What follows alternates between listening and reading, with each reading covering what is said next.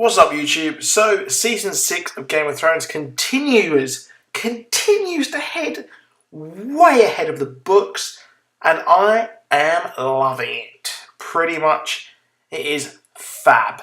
Just a great episode. You're not getting the oh my god WTF moments of the previous episodes, such as hold that damn door, but as a whole, it was very good. And we got to see Ian McShane's character, who's playing the monk that Brienne and Pod see and meet on their travels along Westeros. So this is pretty much combining or just changing the book pretty much, having this kind of outlaw character who has turned a brand new leaf. And it's fantastic. Ian McShane does a great job in this role. And obviously, the one guy carrying that huge log, well, was actually Sandor Clegane. So this is pretty much going to head us straight towards the Clegane Bowl, which sees the Mountain and the Hound face off against each other. We've got the zombie Mountain, who is in the hands of Cersei, who will be her champion in a trial by combat. And then we'll probably see Sandor come through and be the Faith Militants one. Now he's pretty much turned over a brand new leaf.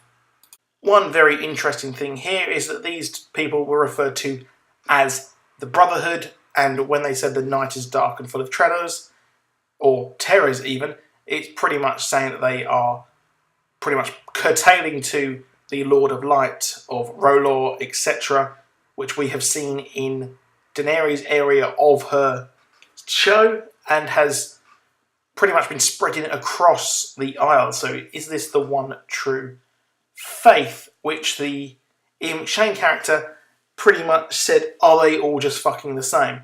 Which, that could be it, and this will be the faith that will stop the White Walkers.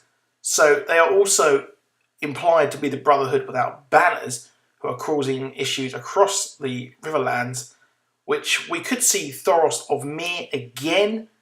So that'll be interesting and lead into Lady Stoneheart as well.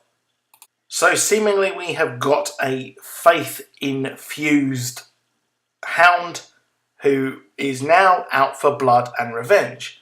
So it was an interesting dichotomy between Ian McShane's character and, well, this was absolutely fantastic and possibly one of the best episodes I think so far, due to this alone. So I thought this, in my own opinion, I thought that Marguerite Tyrell would be kind of acting and not really curtailing to the faith and all that. So she's pretty much acting here and trying to save her family, the Tyrells, who are now under threat. For really, it's showing that the faith militant and, well, the High Sparrow is really just out for power, it seems, and he seems to be showing his true colours and wants to get rid of anyone in his way. Also, was it me, or was it very, very creepy when he was discussing having an heir with Tommen? There was an air of creepiness. Yeah, whatever. So we've pretty much got a real-life allegory for refugees here in this pretty much whole storyline with trying to get bannermen and soldiers to take Winterfell. Okay, so I'm not sure how much this is influenced by the ongoing situation in Europe and Syria with people coming across who are really, really in need, but pretty much the wildlings here are half, just as it's been revealed, they are half women and children. So they have not got a full fighting strength. And well, if they don't take out the kind of evil dictator in Winterfell, then they're not going to have much of a life, really, or if any, because the rest of the northern houses will take them on and destroy them. But you've got pretty much Jon Snow here and his great Tour of the North 2K16 team, who are trying to rally as many as they can.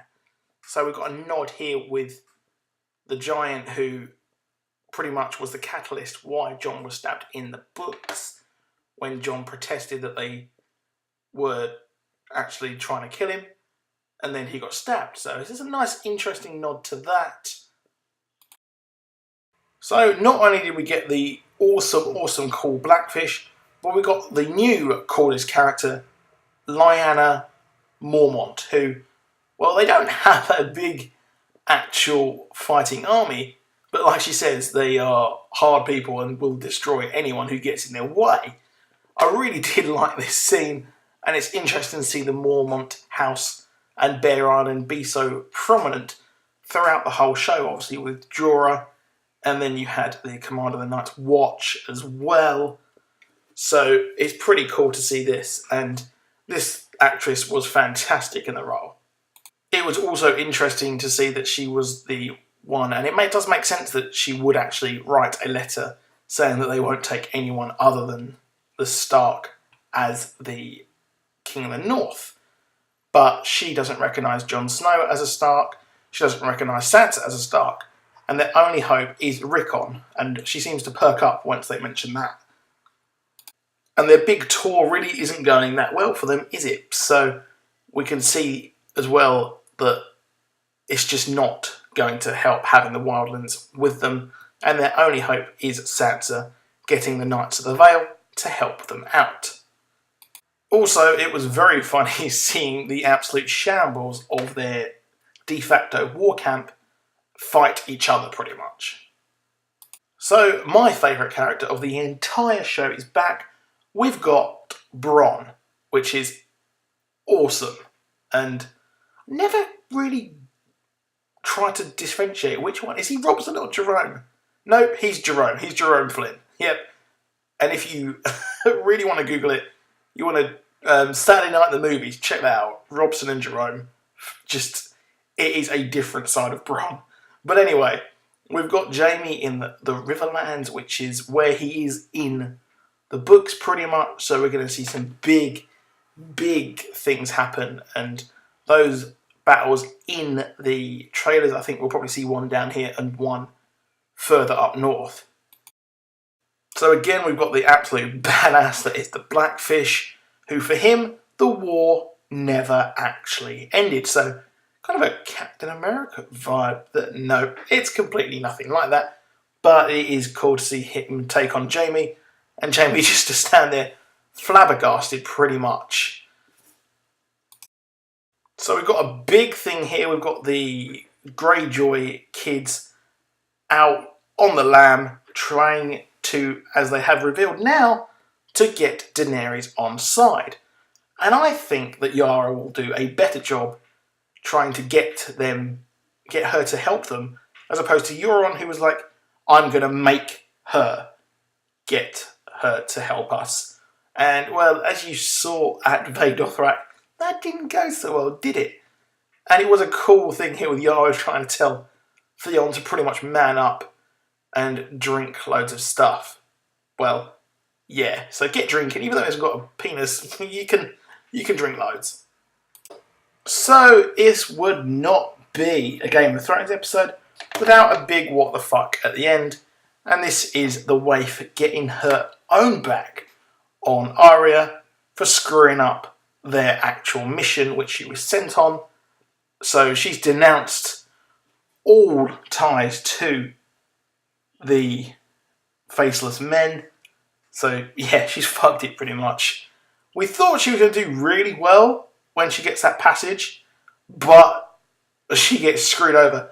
I didn't think she would fall for this, but, well, obviously she did. A few people behind the show, and as well Maisie Williams, has said that she's going to have it quite hard this season because she's had it relatively easy because she's had protection pretty much throughout the whole show. So I think, obviously, she's not going to die, but she's going to have a tough time fighting the Waif. And I think probably the season will end up with her killing her and then heading over to Westeros. But anyway, if you enjoyed that video, drop a like and a subscribe for more similar content, and I'll see you soon. Goodbye.